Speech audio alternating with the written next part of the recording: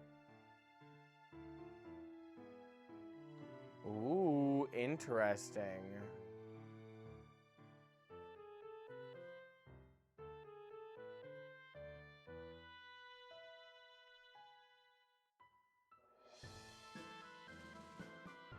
I'm actually reading your guys' test results right now.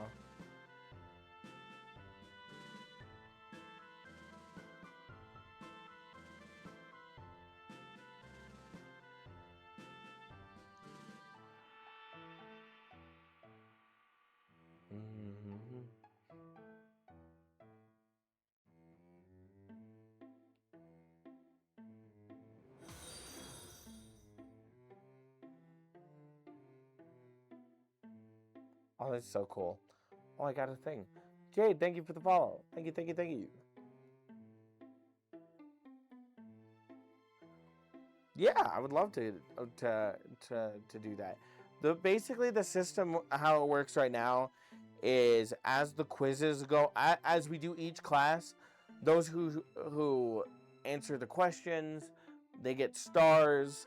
At the end of the month, we'll do like a woo final exam, which will be worth like I don't know yet, like 5 stars, and then the person with the most stars at the end of the month gets a free gemstone sent directly to them. No rush, of course, if you want to wait. I won't stream, but when I'm done with my academy training, could teach about air traffic systems. That would be fun.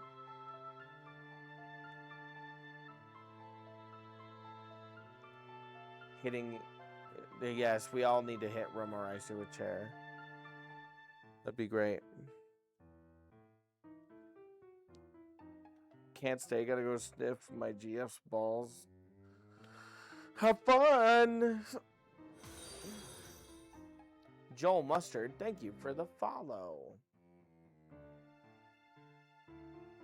Okay. This is where I think I end it. I think I will go grade your guys' stuff. So please, for those of you who did show up to take the quiz, come tomorrow and we'll do the grading live. We'll do the grading live. We'll go through it all, okay? Thank you guys for being around for an hour and a half. I genuinely don't know why any of y'all stick around. But it genuinely means the world to me. I'm gonna see if any of my friends are streaming and we'll try raid. Do I have a Discord server? No, I do not. I'm thinking about making one. Should I make one? It's not just a boulder, it's a rock. Holy voice crack.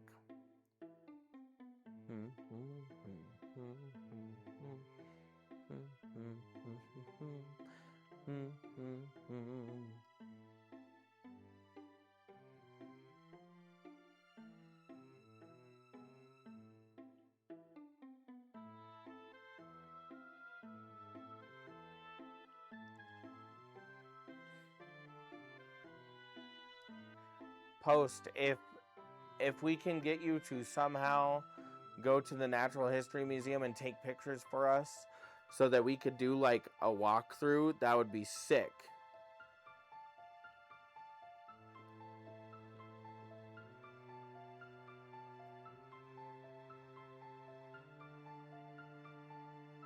Would be nice to get in touch with others who want to learn gemology. Discord could be fun. I will work with Rice and we can see about getting a Discord then. I'm just not good about like Discords. I'm not smart like that. I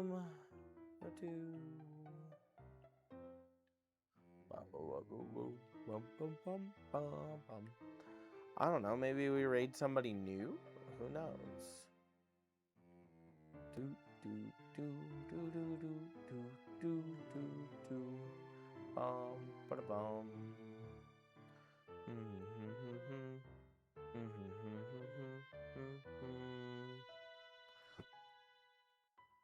Oh, Gar's streaming. I'll stream Gar. I'll raid Gar. Well, thank you guys for sticking around. It means a lot to me. I'm only going to shout this out once. Please do not listen. If you guys want to spend Daddy Bezos money on me, that is the only acceptable payment. Okay. Bye-bye.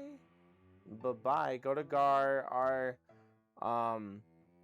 Our raid message is, you like rocks? Kind of like the B movie, but it's like we replace jazz with rocks. You like rocks? Okay, bye-bye, friends. Bye-bye, friends. Bye-bye. Be nice. Do not embarrass me. Be nice. Okay. Remember, you like rock? I'll type it out, I guess. You like rocks? Blah, blah, blah. Okay, you guys have fun. Have fun, have fun. Again, be nice. Be nice. Be nice. Be nice. Okay, I'm done. Bye.